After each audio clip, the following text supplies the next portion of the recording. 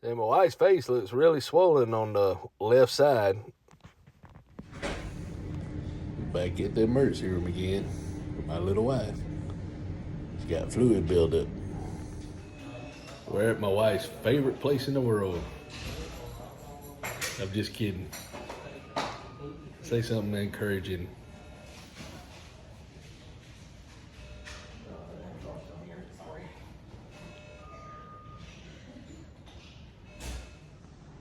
I asked my wife, she's not in pain, but I asked my wife which smiley face it was. She said she was this one. She does not want to be here right now. I can't figure out how to make the chair go right down. Is that how it is now? A chair like this, you have to put your weight on it and push it down. Then you can slide around on it. Yeah, we sitting up here so long, I got so sleepy. I took like a 5-minute cat nap. Now I'm driving my wife crazy. I'm like a little kid running around the hospital room. Playing with a chair. So yeah. Be something Parker would do. Oh yeah. Well, you know, your kids and your grandkids, even though you can tell they're kin to you. Hyperactive. I used to be hyperactive. My grandbabies act like that, so they get it, honestly. And I was in there trying to They take it gave down. my wife some food. Look at that. Hey, Salisbury steak. I gotta figure out what I want to say get. baby? Yeah, they gave my wife some food, but she said it's nasty. So she only got a little bite. Well, my wife left the emergency room. Sort of emergency room. It's freestanding, so she asked what that was. I think it means it's by itself. And the little lady over here in the parking lot, I thought they were just chilling out, but it's kind of cold out here. But she had a little tablet, so she took my order. So I'm gonna get the 6-finger chicken plate. And they got Coke products, but I don't like the fountain dispenser. So I'm gonna probably stop and get me a Diet Mountain Dew. I made enough coffee, but we've been in the emergency room with my wife because she had fluid buildup. And then you got to take care of yourself. You don't take care of yourself, you can't take no care of nobody else. So my wife wants me to go back up to the hospital to see her, where she gets in her room, and then I got to take my son back up here because he needs to see something. So I'm taking care of everybody, and I went to school today for CDL training, but I only work on the weekends, and the day's Monday. So I'm gonna be tired tomorrow, and then hopefully we'll be out of here so we can get some turkey Thursday, so everybody be home and healthy. So, you know, hope y'all's turkey week is good, and you never know what's gonna happen. Yeah, I was hungry, so I got some Zaxby's with fries, and then I got me a Diet Mountain Dew if I don't spill everything. And I've been right at let's see, about 141 miles. About 141 miles. This car gets about 350 per fill up. So I'm gonna eat my Zaxby stuff up here on the way to the hospital. She was at the emergency room, freestanding, so they admitted her hospital because she got fluid on her lungs. So that's why I can't really work a full-time job right now, because I always had to take my wife to the hospital. Never know, she just had that heart surgery November the 14th, I believe, and she's back in the hospital with fluid. So she has that congested heart failure, even though she had her mitral valve blown up. This ain't medical advice, just talking and just sharing my life. So she's had to be in the hospital constantly. I thought about I got the weekend job, I'm able to keep that, but maybe doing the substitute teaching, but I'm gonna get the CDL if I can. I can't miss any classes. You know, so I'll have that as a backup, but I need something that I can be kind of free with her, and I can do and my own pace. And then I had to take her to the hospital and feed her and take care of her, you know. But just share what I'm daily life, and hope y'all are doing good. And it ain't no big deal. Just the hardest part right now is just figuring out what to do with my beard. That's the hardest thing I got going on. And then later tonight, I'll keep posting on this video after I see her. And then I just jumped out of the shower, so I'm fixing to go up there to my wife. It's like right now it's 10 o'clock. So after I ate the Zaxby's, I come home. I called my son on the way home to see if he needed help. He said he's going to wait, so I might have to take him tonight. But I think if he gets a heating pad, he's got like a bump that's bothering him. And I think if he sit, this ain't medical advice, but it'll work before. If he sit on a heating pad and it'll bust. So I think that's what's bothering him. I'm not sure, but he's too sore to move. But the older you get, stuff like that don't work. Sometimes you have to have some doctor intervention. So I'm washing my clothes now. I need to do that. Took me a shower. And I got my other cup of coffee. So I'm fixing to take my wife her fan. But she can't sleep in the hospital without it. And I think there's a color book in there too. So hopefully she'll be happy. She got a charge in her phone. But yeah, man. Hopefully she'll get out of the hospital before Thanksgiving. So sometime between now and the 4th is still the 20th. So it's November 20th. So I got to might have to give up TV. Because my other weekend job just worked Saturday and Sunday. And they told me I could come in Friday. Which 12 hours, that's a lot of money for me. So I got to do this studying sometime. And, you know, if you think it's a good idea, let me know. If anybody watches this whole thing, I don't know if I can get copyright, but if I read what I got to study for the inspection, it's a big deal. There's like 100 parts, and you can only make a 90, and I think you got to make an 80 or 70 something. I'm not sure what you can make, but he said something weird. The instructor said, if you make an 80, you can't retake it and make a higher grade. And I'm like, well, if I pass it and can drive, that's all I care about. Why would I want to make a higher grade? You know, you get your license. That's what counts. I thought that was kind of weird. You know, sometimes people just tell you weird stuff. There was a guy at the hospital today that told us that Xanax was illegal now. And he was in a bad car wreck, and he was pretty messed up, but he was doing okay. So I don't know what his story is, but I hope he's doing okay. And the sad thing, man, at the hospital, there was all kind of babies coming in because this is, I guess, the flu season. So all these babies coming in with all kind of stuff, and it was so sad seeing these little bitty kids and toddlers in there sick, along with my wife, you know. But it's hard to deal with my wife. It's hard to deal with her because there's nothing really to tell. They could put some kind of monitor in, but it's not 100%. And the only thing she can weigh, she gains like 2 pounds, and she knows she needs to take more Lasix, but sometimes she don't take the Lasix, and if she drinks over a certain amount, her body won't get rid of it. And we thought when they expanded her mitral valve, we thought it would be fix it, you know, but we still got to watch it. So really, it helped her breathe a little bit better, but it didn't really help her a lot because she still has to watch it. So I said, you know, even though you're feeling better, you still got a lot wrong with you. That's why I can't really be away from the house too much. I got to take care of my little baby. She's laughing at my beard. She just, maybe I look like Santa Claus. And she got a new ring. I got her a little ring at Walmart. It was a cheap one, but she wanted a wedding set. And, you know, it wasn't too bad. Like $50, I think, or something like that. That was her Christmas present. And she got me she picked it up. It's like a little grooming kit, you know, has a wooden comb in it and some beard wash and beard oil, a pouch to put it in or something, you know, something kind of manly, cheap little gift. Mostly going to worry about grandbabies this year. So, yeah, man, just trying to deal with the stress of life, and holiday ain't even hit me yet. My daughter's cooking, so my wife ain't got to worry about that. But she's called me. She's like, where are you at? Why ain't you here? They might let you in. So I called the hospital, and it's after hours. They said they'd let me in, or not, they'll come down and get her fan. At least she'll be happy about that. So I'm fixing to head off. It's about 14 miles. So I got another 28 miles. It's 140 something early. I'm thinking I was about 10 miles. So say 160, another 30. I might end up 200 miles a night. We'll see. if I remember, I'll let you know. But yeah, sorry about the long video. I just wanted to put it all together because it's hard to shorten it.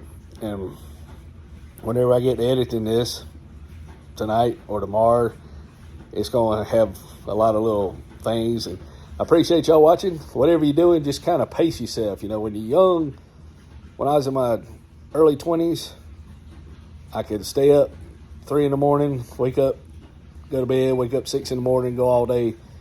I'd be tired, you know, a little bit of caffeine, as long as I stayed hydrated.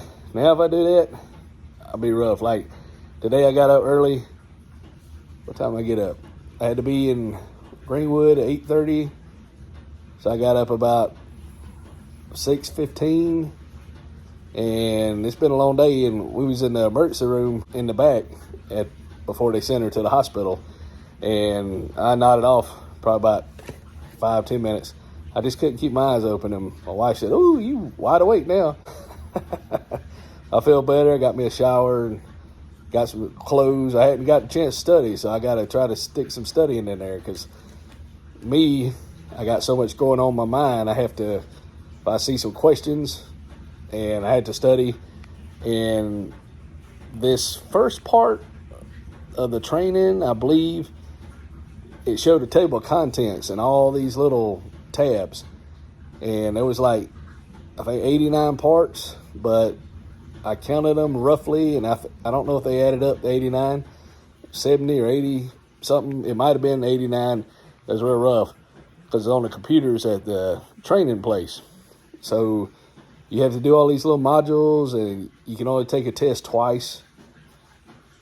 And I think it knocks you out of it. So it's open book, but the book that goes with it is like 600 something pages, and it's a PDF file. And they said, "Anybody download the book?" And the whole class, I said, I did.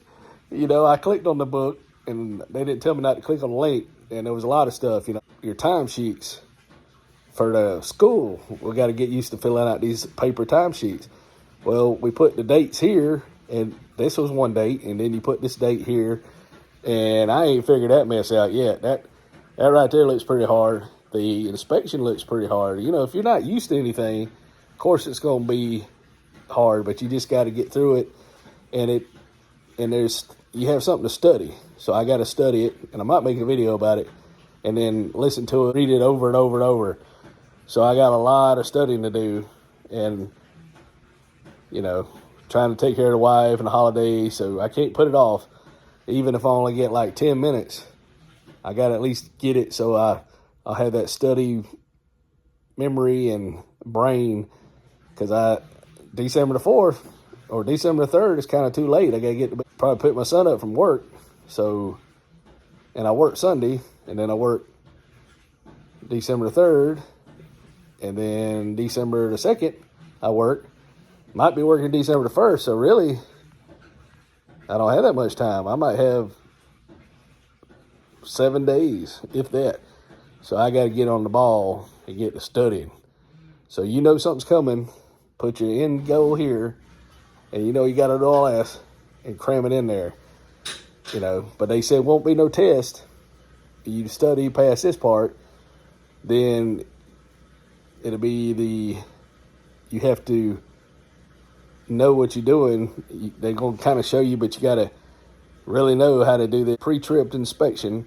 Then you got to be able to drive it, and there's going to be the instructor plus 3 students at a time in a group, and we'll be driving, taking turns, and we're using a manual, so it's going to be interesting. It's going to get cold, so we got to have jackets, and hopefully, you know, I had to go to the bathroom because we'll be like 10-hour shifts. Hopefully they won't have us in there all day. It's going to be exciting, man, trying to do all this, and I won't be able to study during that part, so I got to get all the studying done, the book work, ahead of time. And I've already got the CDL permit, so then study this part. And if you don't pass, then you'd have to do it all over again. Pass, and you keep your violations down and your health up, you know, and keep all your stuff updated, and you don't have to do it again except for your hazmat.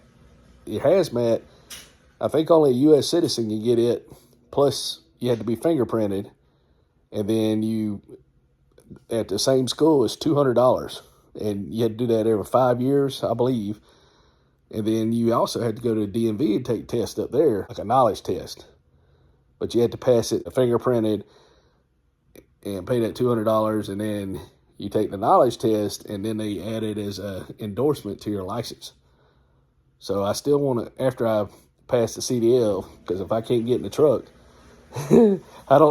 I wish somebody let me try to get in the truck. I might not be able to pull my butt up in there because of my back issues and all. But if I can get myself in the truck and get out without falling out of it, I think I'll be okay. They gave me the physical where they pushed down on my arms and legs and did resistance and squeezed my face. So I passed the physical, so hopefully that's what you need to do to get in the truck. But, you know, I got to be doing double clutch. It's going to be exciting. It's going to be exciting to get this done, especially taking care of my wife. And, you know, just, man, she's been hurting about 2 days. And I was in my room, and it's like, you know, it's like the Lord told me to go check on her because I heard, Jim, you know. I said, what's that? Nothing was on, no TV. Her TV wasn't even on. And I went in there, and she looked like a ghost in a horror movie. She was in the bed, sitting up in the bed with a blanket over her. And I took the blanket, and I said, why you got the blanket over? She said, I'm cold. I said, why are you sitting up? She said, I can't breathe. So she didn't want to go then. She was too tired. So I pushed some pillows to the wall of the headboard, and she was able to sit there and kind of breathe sitting up, but got a little bit of rest tonight. And I went to the thing this morning, and she was still having a hard time, and I went to 6:15, went to the school 8:30 in class and did all that stuff. Then I went and got my drug test. I come home, and then she was still in bed having a hard time. I talked her into going to the doctor, and that's where we at. Went to the little hospital. We there forever. Now I got to go back to the hospital. So yeah, sorry about the long video, but you know, the grandkids, hopefully somebody see it and they say, things ain't that bad. You know, or you know, I'm just used to dealing with it, but she's going to get better, and I know she will, and I appreciate y'all watching and keeping us in your thoughts and everything. But you know, she just got out the 14th, so we come home the 15th. Today's the 20th. It's only been 5 days since she was at the hospital. We got to call the heart failure people and deal with them, and then she got a cold on top of it. My daughter, her children were real sick, double ear infection and whatever's going around, sinus infection, and my wife, she just looks at it, or somebody sneezes, she walks by it, and her immune system's so bad. She just gets anything puts her down. And then, of course, the issues with her heart not pumping like it should. So it's tough. I can't give the weekend job up, but I wish there was something I could do. I'm thinking about I want to do the truck driving, but that's 2 days a week. December will be 3 days that 1 week, then it'll be 2 days, and then I go back and do the hazmat, pay the $200, and study tankers, hazmat, and doubles and triples. But if I could work maybe 1-2 days a week or something, just to make it a little bit, because that'd give me enough to get my son his own little place and, you know, be able to take care of everything and be able to eat out. We can do it now, but it's just a little tighter than I want it. Can't really work a full-time job, or nobody's going, hey, I need off today. You know, it's a Monday. Oh, wait a minute, I can't come in this week. It's Saturday. Oh, well, it's Wednesday next week. Hey, I need off. Nobody's going to put up with me doing that. Even if you've been there a year at FMLA, they don't want you, when you're working, they need you to work. So I need a job that doesn't need me to work that much. So, you know, I don't know. One guy told me sometime, this guy was a police officer. He worked rotating days. So during his off days, they'd let him work. and he went to gas stations filling up. So there might be opportunity, so it won't be a total waste of time. You know, thought about doing substitute teaching. If I could handle that, who knows? They said you wear blue jeans depending on where you're at, so I might show up and they tell me to leave. But I think you get paid like $100 a day. And the cool thing, if a teacher, say she leaves at 12 or 11 and needs somebody from 11 to 2:30, well, you take that assignment. Once you're in the system, I guess, the way I understand it, you get paid the whole $100. But if you show up at 8 o'clock to 2:30, you're only going to get $100 too. So I think it's like maybe $11 an hour or something like that, depending. So I don't know. But you'd be stuck there all day. But if you could get the little 4-hour job, that'd be great. And then I could come home and feed my wife. So we'll see. We'll see, you know. Tried all these little scams that got on the internet. I followed them, looked at them, but I couldn't make none of that work. Affiliate marketing and all that stuff. That's a lot of work. There's a lot of stuff they don't tell you to make stuff like that work. So I got to do something that actually pays. So we'll see. Here I go to the hospital. And I'll post a little bit more of this before I upload it. Thank y'all for listening to me rambling on. And hope you guys are doing good and everything. I done trying to get my kids prepared and said, hey, you know, one day I ain't going to be here. And trying to bring them together. Say, you know, my son, he needs a lot of help. And I said, you need to listen to your sister because she can help you. She'll be able to help you and talk to people for you. And so, you know, kids getting better and grandkids and the family's growing. And, you know, I hope your family's doing okay and hope your life's well wherever you're at.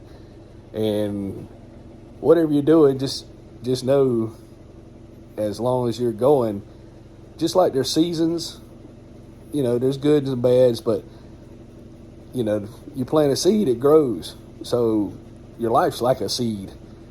So whatever you're doing, you have to go through different things to grow. And sometimes you don't want to grow, but you're going to anyway. So, you know, that's the way it is. And all this stuff, there's got to be a reason for it. I'm growing. Maybe I'm growing among the weeds. Who knows? But anyway, let me get off here so my wife don't get totally ticked off at me about being late. I've been talking this time about 20 minutes. So I got to go. Got to take her a fan. Yeah, my poor little wife got admitted to the hospital and they won't do nothing for her. The doctor on call has to give orders and they can't give her nothing. And she's on like 27 medicines. She's nausea, having a hard time. I'll show this food right here, if I remember where to put it in, that they gave her at the little emergency room, but she's having a time. Poor baby. It's 11:15. They let me in. She got her little fan. And I know even though these doctors don't want to do nothing, no, not medical advice, not penal doctors, the good Lord's going to keep her safe.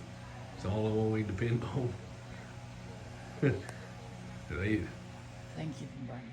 I just thought of a funny thing. It says I've been growing my beard and nobody's asked me for money. Ain't got nothing no way, but nobody. Hey man, you got $1? Well, I did have one guy, but it wasn't like it is now. But since I got this beautiful beard going on, nobody's asked me for money. Nobody wants any money from the red beard. On the way home, listening to Siri Radio. Woo! Well, I just got back from the hospital. 178 miles minus about 13. So that's what? About 165 today. Yeah, I first got in the hospital. I wasn't feeling too good because the doctor hadn't had a time to make the rounds. And, you know, I pulled up, there was like 4 police cars. And I asked the guy when I had to check in to get the bags to go in, and he said that a person with dementia, maybe, he wasn't sure exactly, left the hospital. So they were trying to find him, and he don't know if they found him or not when I left. But yeah, it's crazy. It's crazy. I felt like they didn't want to do anything for my wife, but legally they can't do anything to get doctor's orders. So I was a little concerned because she was you know, having some issues. So finally they got her orders, gave her some medicine, and they started looking after her, but I just felt like they were throwing her the curve. So we was praying and everything, because, you know, she just was in the hospital 5 days ago, the 14th. She had this little procedure done in her heart. The 15th, she got released. Now the 20th, she went back. So you usually keep her about 4 days. So we got to figure out how to keep the fluid off her lungs. And if I remember to edit this right, I got to put the food, and her face was swollen and her jaw was dropped. Looked like she had a stroke, but it was just the fluid. The fluid's starting to affect her different now after she had that procedure. So she's still having trouble with the fluid. You know, she has heart failure.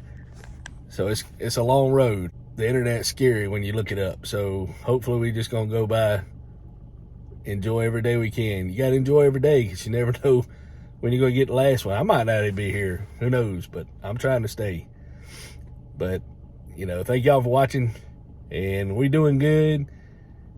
They told me I can sneak some, well, maybe not sneak, but she won't eat much anyway, but I'm gonna take her some turkey in there for Thanksgiving if she's still in there. But it kind of sucks, had to spend the day at the hospital for Thanksgiving. I work the weekends. She has to be kind of patient, but during the week, I can't really do anything because I got to be available to go to take care of her. So, you know, hopefully everything goes. I just want to share all that, because you know, you got to deal with all kind of crazy things. Woo! Well, thank y'all for watching. Long video. And, you know, a lot of people watch. I get my view time up anyway. But, you know, I just want to keep it. And then if I pass away, then my kids can watch it, you know, if they're interested. 10 years from now, they might wonder, I never got to know my dad, you know. But hopefully, since I'll be around them, hopefully they change. But they might want to watch it. The grandbabies, you know, who was my grandpa like? And if my YouTube channel's still up, they'll be able to watch it and say, hey, that's my granddad, you know, before he got weird on me. So anyway, y'all take it easy. And I wanted to share one thing, because a lot of people probably won't watch it to the end, but how to deal with crazy people at work. I work with a bunch of guys, so there's not too many ladies.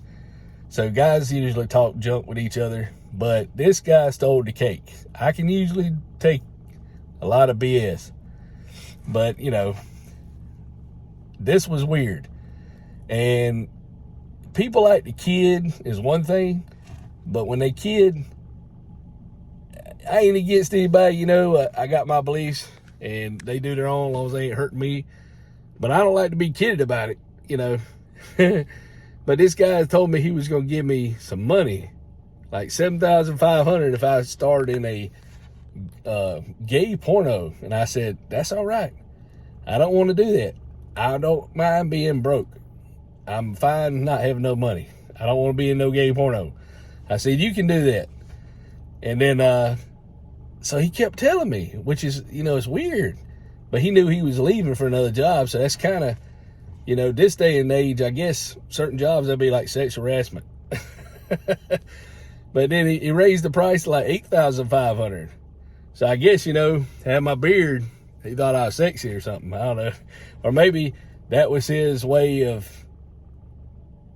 hazing me or teasing me. I don't know. But I've never been teased like that before, offered a job at doing something that I don't believe in. I've been married like a long, long time, over half my life. And he kept telling me, and then I'd get off work and he'd drive by me when I was walking to my car. And he said, you know, that job's still there.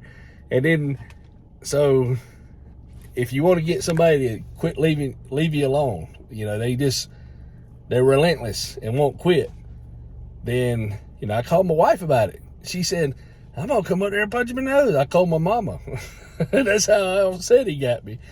And not really upset, but just kind of like, is this guy for real? This is strange. I don't want him to be talking to me like that. And I told the guy that. And he just kept on. He just thought it was hilarious. So the only way, now the bad thing, this has a two-edged sword. If you don't want other people aggravating about it, you can't do it. But if you want that guy to quit, it'll work. You know, this guy had different beliefs and all that than regular folks. He was in a different community that was raised different, and I think he got kicked out of it. So he was a strange individual anyway. He'd always say a bunch of perverted things, and you know, that you shouldn't say around at least mixed company. Shouldn't probably say it around unmixed company.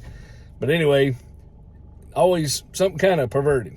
But he kept saying that about that job opportunity, and I said, I don't need a job that bad, you know, not doing that. And then so he finally put in for a job, and he left. And this is how you keep somebody at work that's aggravating you about something stupid. You just call them out in front of the other person, so you're not talking behind their back. You don't go talk about it behind their back. You say it in front of the other person while they're there. That's how you do it. So you ratted them out, but you didn't go tell the boss, but you kind of ratted them out and say, hey man, this guy's asking me something that's sick. He's trying to get me to do this and this. And then the other guy started commenting on it. Oh, really? If he's like that, I don't want to be around him, you know. And then the guy said, oh, I was just teasing, you know. So the guy's gone. Then they keep saying, hey, you want his number? I got his number. You want his number? I said, I don't want his number. And they said, do you miss him? You miss that guy? Do you want to call him? I said, I don't miss him. I don't call him. I said, now if he'd have been, he was cool. He was a cool guy, but with him talking that kind of nonsense, I'm glad he's gone. Because I didn't like that kind of hazing or aggravation, or you know, I don't know. I don't like talking junk like that. That's just a little bit beyond strange. Because you know, don't really have any friends beside my wife and family. You know, a couple, but they fade over time because you know they go crazy, and you try to talk to them and then ask them for the number, and then they're like, what do you want that for? So they flip out on you. So, you know, your wife, she's my best friend, trying to get close to my children, and, you know, that's all I need. I don't need a bunch of crazy folks. Don't have time anyway, trying to provide, and, you know, don't have time for all that nonsense. But anyway, that's how you get them to quit leaving you, so aggravating you. I told him I was talking to my wife, and I called him out in front of my wife. He laughed about that, kept it up. Now, if he'd have done it one or two times, I might have took it as BSing or being funny. But he did it like 14 times in different situations, when I was leaving, when he's coming, he went, you know, anytime. So it makes me feel like he was serious. That might have been his personality, where he really sunk it in. But he was also perverted up before that. So he'd always say kind of perverted stuff, like he was going to go do stuff like the Cowboys used to do when they went to the saloon and went to the bar girls, you know, and talk about his personal issues of what happened the weekend or all night the night before. Stuff you don't really want to hear about. So, you know, I'm glad he's not working with me. He was a nice guy, but he'd always say perverted stuff. Now, that could have been him putting on that persona, or that shell, or that outer protection guys put on to keep talking about anything serious or personal that people could use against him. You know, if he just acted like a pervert and just said that and didn't really talk about anything personal, there's nothing they could use against him, because he couldn't handle people aggravating him about his personal life. Well, I don't care, you know, because people too busy to really worry about my life anyway, you know, as far as I know. But that just really got me. That guy aggravated me like that. Well, now the other guys, they'd be aggravating me. Oh, you want his number? You know, I'm the cameraman. And I'm like, no, man. I said, y'all can do that. I have no desire. Then the other guy said, yeah, if you have to perform that type of action for a living, then something ain't right. And I said, I know. You know, he said, So hopefully it'll die down. Because one guy didn't mention it. He just looked at me and laughed about it. So they having a good laugh. And then there was another guy was talking to me and gave me a hug. So I don't know if that started it, but he needs somebody to talk to. He's a good guy. They just, you know how people are. They just pick on you for everything. Or it could be the beard. Maybe I just look irresistible. But I don't think that's true, because I talked to another guy that I worked with when I worked at the porter job, and he told me I wanted to wear shorts because they're real hot. I got overheated, and they were fussing at me like fixing to let me go if I couldn't figure out how to deal with this heat, 110 degrees, and I'm coming in there trying to be in the air conditioning, and it's all hot. Finally, I figured out, put a hat on, and I wet the hat and had a water bottle in my pocket and everything. Finally, I figured out how to beat the heat. Wasn't used to working in the heat like that, so it was rough. So I wanted to wear shorts. He said, as long as you don't wear them sexy shorts, because Reno 911 or something, where these guys act like they were police officers. The guy wore these tight shorts, and he's talking about that. And I wore the shorts that were below my knees, and I was getting in and out of cars. He said, as long as you don't wear them shorts. And I told the guy that this guy had an upside down pineapple on his arm. So, he partake in being with different people. That was his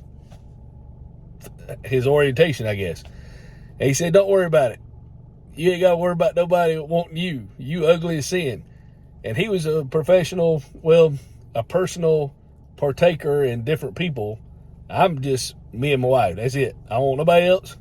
I'm old-fashioned, monogamous. But he said, you ain't got nothing to worry about. Nobody wants you. And so that kind of confirmed that, he said I was ugly. So I said, okay. So that other guy telling me he wants me in this video, I guess different people like different people. But I'm not flattered. But anyway, to get people to leave you alone, you just, they're going to aggravate you about it later, but at least they'll quit on the other thing. And it, no matter what it is, I think, because if you let people know something's bothering you and it's kind of really getting in your skin, they're going to keep it up. Some people just keep it up. But if you kind of spread that, they don't have no power over you once you expose it. And even though you might get a little hazing, eventually these guys let it slide, I think, when they get tired of it, or something else comes along that's better than your story, then they'll pick on them. But if any of these guys watch my YouTube, some of them watch some of my YouTube, so hey, how y'all doing? I'm talking about you, and just trying to help other people going through the same experience, because I'm a Gen Xer, I think. So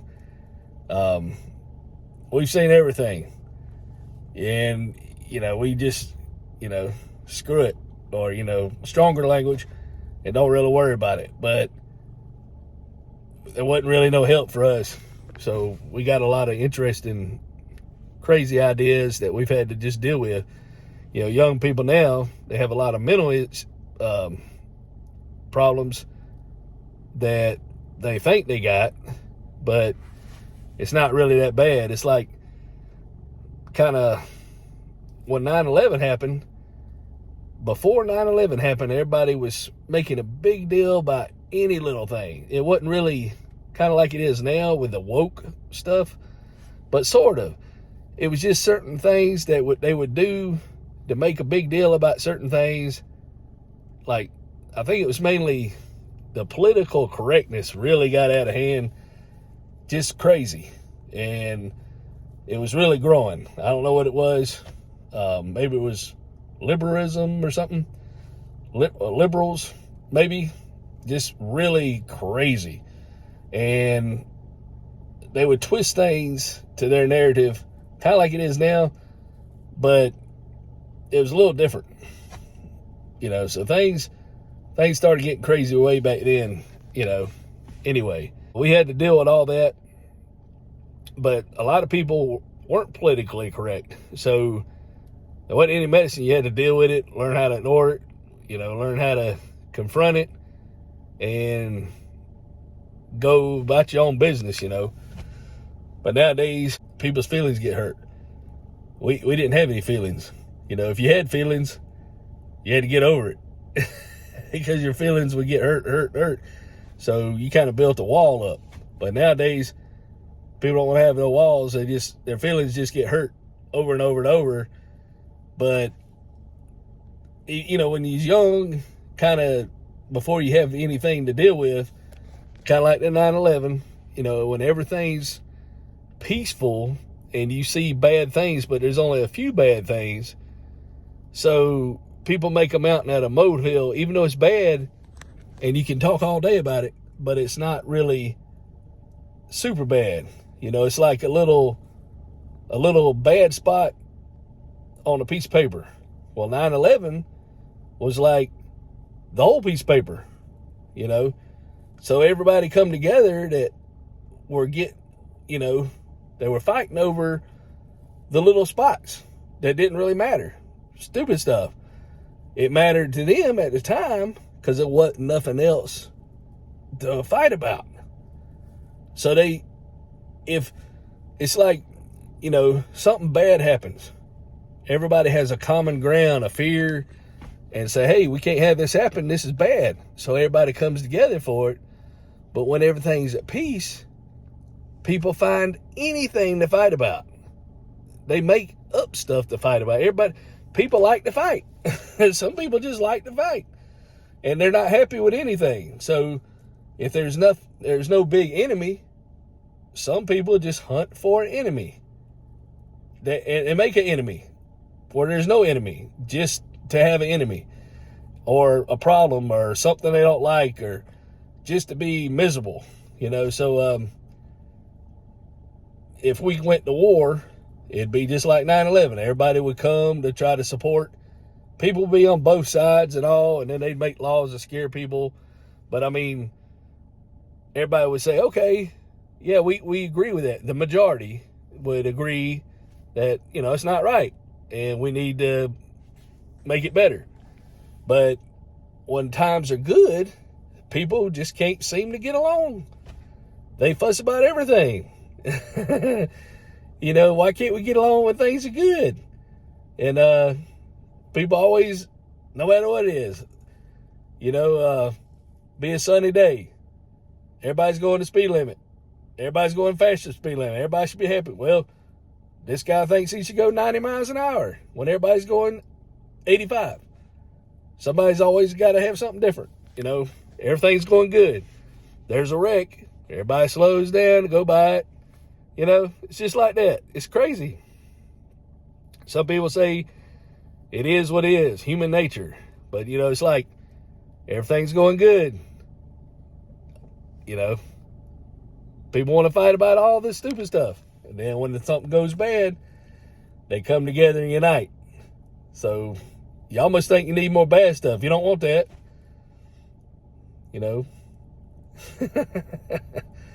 But it's crazy.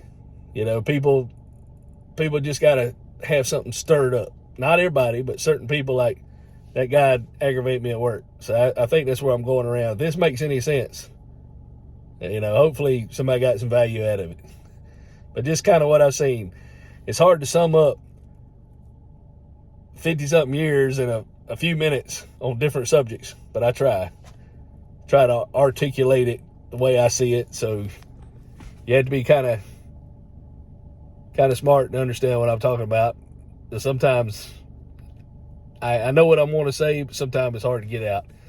But I appreciate y'all listening, and bless y'all's family. Hope y'all doing good. Left my wife at the hospital. They finally got her medicine, and I think I showed the mileage, and you'll see that Salisbury State, that's what she had, and I'm going to put it all together and try to listen to it and then upload it. Might take 2 or 3 days to upload. Might not be uploaded before Thanksgiving, but maybe, because it's 12:30 in the morning. And I'm getting sleepy. But I want to at least upload it. I like doing my little YouTube and sharing everything, you know, talking people to death. So it's kind of cool. It's kind of cool. But it don't matter what you look like. You can just go talk to people too. Because, you know, you just say, hey, how you doing? You know, just relate to people, you know. Not trying to be like a salesman relating, but just to get along relating, you know. Like, nobody wants to be at work. How you doing? Working too hard? Yeah, you know. So just make people relatable, and they can talk to them. You know, some people you can't talk to. They looking for bad stuff in the good times, you know. So you just have to ignore the bad time lookers. They want something bad to happen all the time. They enjoy it, you know. Or they just think things gonna be bad, so they want badness. So most people want good, you know. Most society is good, you know. Every country has different laws, and for a reason, because the ones that are bad, that don't fit in society, they have to do what they got to do. But, you know, the ones that want to be happy, hopefully, you know, everybody stick together and do the right thing to be happy. That's enough ranting for today, I guess. And hope y'all doing all right. And hopefully we'll figure out my wife's issues and find the people that want the good stuff to happen when good stuff's happening, you know. We want some peace. We don't want all this drama and all this nonsense. So y'all take it easy, and thank y'all for watching.